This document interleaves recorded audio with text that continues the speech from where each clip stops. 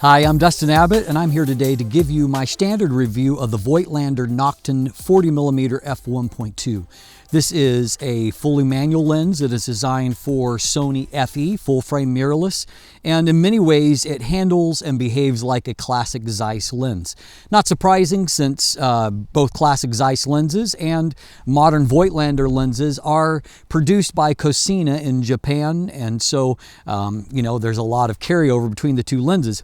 However, with the Voigtlander lenses, in many ways you get a more competitive price than what you did with a lot of the Zeiss lenses. Now, if you want all of the nitty-gritty of this particular lens and all the details, particularly if you're considering purchasing one, I'd recommend that you take a look at the definitive review, where I dive deeper into the details of the build, but also of the image quality, and really break that down in detail for you and give you a nuanced reporting as to the performance of this little baby. And so, however, if you're looking for a quicker review, you don't have as much time, you're in the right place. So let's jump in and let's take a look at this lens that in many ways reminds me of the character of the classic Zeiss Planar 50mm f1.4, and I'll detail a little bit more why in just a moment. So first of all, let's talk about the build and the handling. This is a beautifully made lens that, as I said, is very much, if you're familiar at all with classic Zeiss lenses, it is very much like that, in that this is a manual focus lens, has a beautiful black anodized finish, a knurled metal focus ring. I know that some of you who are kind of Zeiss aficionados, some of you lament the transition to rubberized focus rings, and so if you like the old knurled metal focus ring, this will take you right back to your sweet place there. And so, and of course, it focuses with that beautiful damping that is unique to well-engineered manual focus lenses. It also has a manual aperture ring. And so the aperture ring has 1/3 stop detents. It's nice and nicely defined. Now, in both of these cases, these manual functions are offset by the fact that the lens is electronically enabled. And so what that means is that when you start to focus, you will get Sony's focus assist, which means that the active portion of the frame is going to be automatically magnified if you have that setting enabled in either the viewfinder or the LCD screen. And so I find that that really helps to nail focus by visually confirming focus. And so that's a very welcome thing to me. And of course, then you can use other things like focus overlays, etc., to further help with your focus acquisition. And so that is a nice thing. Likewise with aperture, while you control the aperture from the lens itself, that information is shown on screen. And so I find that also useful, because if you have your eye up to the viewfinder and you're familiar with the lens and you reach up and adjust aperture just by feel, you'll be able to have a visual confirmation of what your selected aperture is, which of course is very, very useful. Up front, you have that beautiful facade that is unique to these Voigtlander lenses, and again, like classic Zeiss lenses. Now, the lens hood itself is included. It's metal, it's tightly ribbed inside.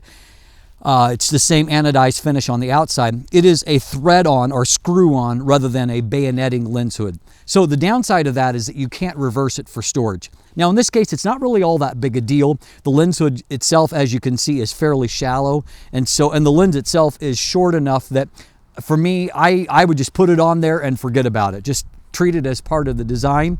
It'll help to protect that front element, and it's threaded on the inside, so you can still use filters in a 58mm filter thread. And so beyond that, as noted at the back, it is electronically enabled. It is not weather sealed, however, so that's the one thing that you will miss. As far as the overall dimensions here, you can see that the weight is moderate. I believe it's 420 grams, and I'll put that spec up here right now. And it's also nice, and the length is nice and short. For an f1.2 lens, this is actually a very compact lens. And so certainly as someone that values that, and I will say my experience with Voigtlander in general is that they're not gratuitous in their sizing. They tend to at least consider the fact that people have to carry these lenses around, and so they keep them relatively compact, which I appreciate. It's a little bit heavier than what you might expect, and it has that kind of unique density that's much like a Zeiss lens, in that it's all metal and glass, and so it feels a little heavier than what the size suggests if you're accustomed to the typical plastic fantastics of other lenses. So beautifully made overall and handles very nicely.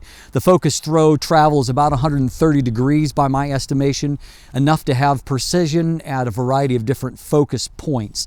And so no complaints about that. It's beautifully damped, very, very smooth. And so the focus action is nice. Now, when it comes to the image quality from this lens, it is a little bit of a mixed bag. And the reason why I say that is not because of any kind of glaring deficiency, but more that this lens is designed around a philosophy that's different than modern lenses. We've seen in the last couple of years, we've seen f1.2 lenses that are amazingly sharp from corner to corner at f1.2, have amazing contrast at f1.2. It's very different from what f1.2 lenses used to be. It used to be that you'd buy an f1.2 lens, be it a Canon EF 50mm f1.2, and you would expect it to be a little bit what we called dreamy wide open, a little bit lower contrast, not quite as sharp, like pixel peeping sharp at f1.2. That's true of this lens, in that there's actually a fair amount of sharpness there, but there's a kind of a surface blur, as you can see here, that kind of obscures textures from popping. It's low contrast at a pixel level. However, as you'll see from these images here, that whether it being a portrait or a general purpose shot, if you look at the global contrast, the images actually look reasonably sharp and contrasty at a global level. It's only at a pixel level that you see some of that surface blur.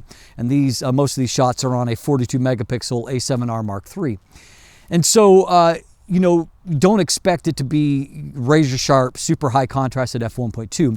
f1.4, not much different. By f2, you're starting to see higher contrast, less of that blur. And then from about f2.8 on, the lens actually kind of reverses and becomes incredibly high contrast with amazing acuity, a rendering of fine details.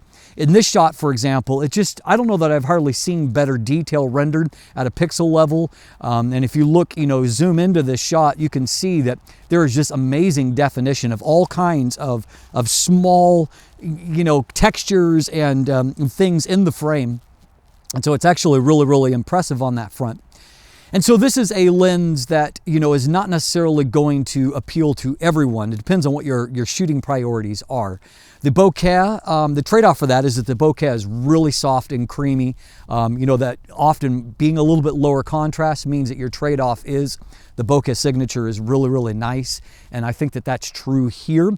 Not so much in maybe like with bokeh highlights, with Christmas lights, something like that, because very quickly, the aperture blades here, like on Zeiss lenses, are straight instead of curved. And so you start to see the shape of the 10 aperture blades very quickly, as you can see here in the sequence. And so I don't love it so much for that, but for other kind of real world shooting, I think that the bokeh signature and rendering is really soft and pleasing.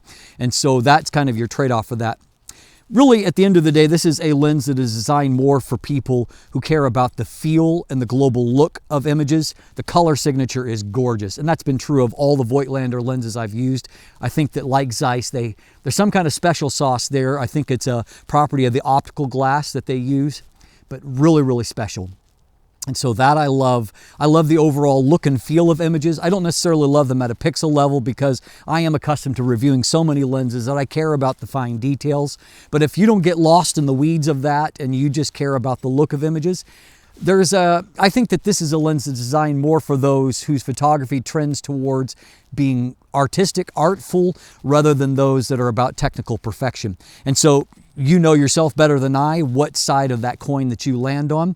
And so you can maybe then comprehend whether or not this is a lens you might be interested in. At $950, it's certainly not cheap. However, it is built like Zeiss lenses. It's built to be a lens that will last you for life. And so maybe there's some consolation for that. However, you're going to have to love the look of the images to make that investment. There's a lot of more expensive lenses than this, but there's certainly also cheaper lenses to hit the 40mm, 45mm focal length with. And so, of course, that at the end of the day comes down to you and your priorities. But I hope that this review has helped you to make a more informed decision. If you want more detail, check out that definitive review, or you can look in the description down below, and I have a text review that has lots of the nitty-gritty, breaks it all down for you. There's also an image gallery there if you want to take a look at more photos than what you've been able to see in this review or see them for a longer period of time. And of course, beyond that, there are buying links if you'd like to purchase one of these for yourself. And there's also linkage to follow me on social media, to become a patron, sign up for my newsletter. And if you haven't already, please click that subscribe button right here on YouTube. Thanks for watching. Have a great day.